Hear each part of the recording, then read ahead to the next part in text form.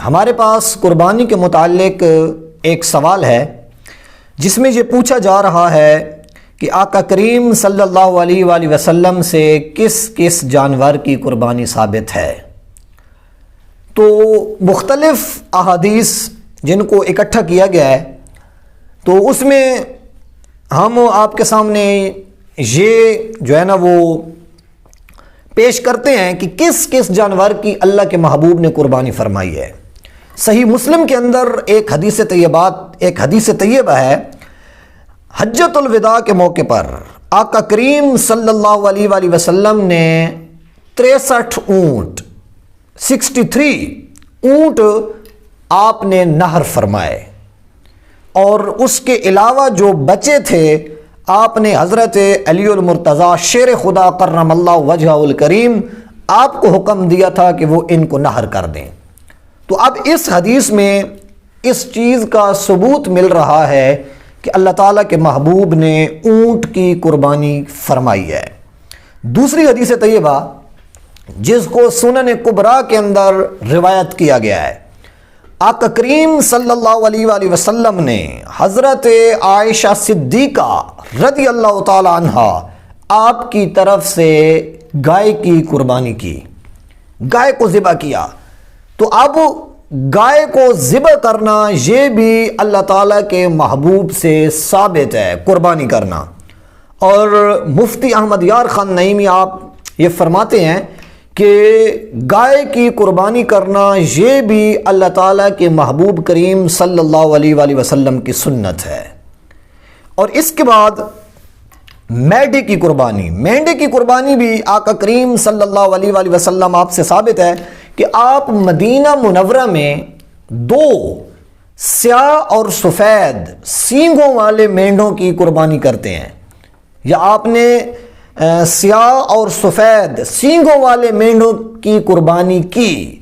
تو آقا کریم صلی اللہ علیہ وآلہ وسلم نے مینڈوں کی قربانی کی، یہ حدیث پاک بخاری شریف کے اندر موجود ہے۔ تو یہ بھی ثابت ہے کہ حضور نے مینڈے کی قربانی کی۔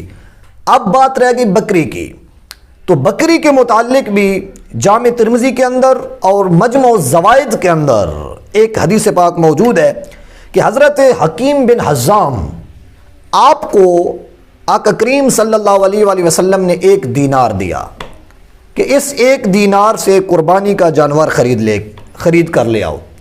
تو حضرت حکیم بن حزام رضی اللہ تعالیٰ عنہ آپ نے اس 1 دینار سے 1 جانور خریدا۔ جب آپ جانور خرید کے وہاں سے چلتے ہیں تو وہ جانور نفع کے ساتھ بکتا ہے، 1 دینار کا لیا، 2 دینار کا وہ بک رہا ہے، فروخت ہو رہا ہے۔ تو حضرت حکیم بن حزام نے اس جانور کو فروخت کر دیا۔ اب آپ کے پاس 2 دینار آ گئے۔ جب 2 دینار آپ کے پاس آئے تو آپ نے 1 دینار کی بکری خریدی اور دوسرا دینار اور بکری آقا کریم صلی اللہ علیہ وآلہ وسلم کی خدمت میں جا کے پیش کر دیا۔ جب حضور کی خدمت میں یہ پیش کیا گیا تو آپ نے ارشاد فرمایا کہ بکری کو آپ قربانی کے لیے ذبح کریں، اور اس 1 دینار کو جو کہ قربانی کے جانور کا ہے اس کو آپ صدقہ و خیرات کر دیں۔ تو یہاں پر یہ مسئلہ بھی سامنے آ رہا ہے کہ اگر کوئی شخص قربانی کے نام لگا ہوا جانور بیچ رہا ہے، اس نے ایک جانور کو قربانی کے نام پر لیا تھا کہ میں اس کی قربانی کروں گا، پھر اس کو وہ بیچ رہا ہے، جب اس کو وہ بیچتا ہے تو اس کو جتنا بھی نفع حاصل ہوگا، اول تو وہ اس نفع کو بھی اور اس جانور کی قیمت کو دونوں کو شامل کر کے ایک اور اچھا جانور خریدے۔ اگر وہ اسی پہلی قیمت پہ جانور خریدتا ہے تو اضافی جتنی بھی قیمت ہوگی وہ صدقہ و خیرات کرنی ہوگی، وہ اپنے استعمال میں وہ نہیں لا سکتا۔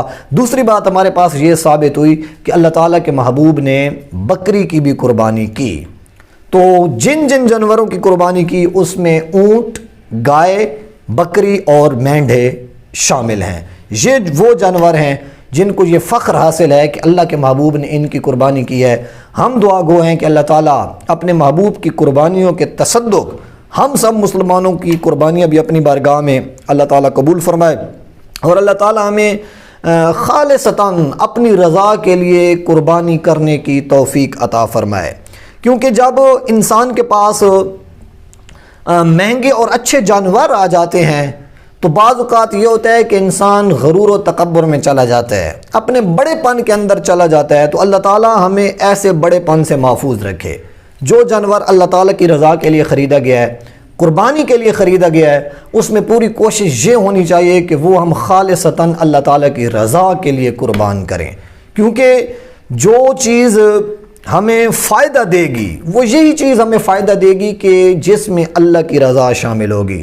دعا کرتے ہیں اللہ تعالیٰ ہمیشہ ہمیں شریعت مطہرہ پر عمل کی توفیق عطا فرمائے۔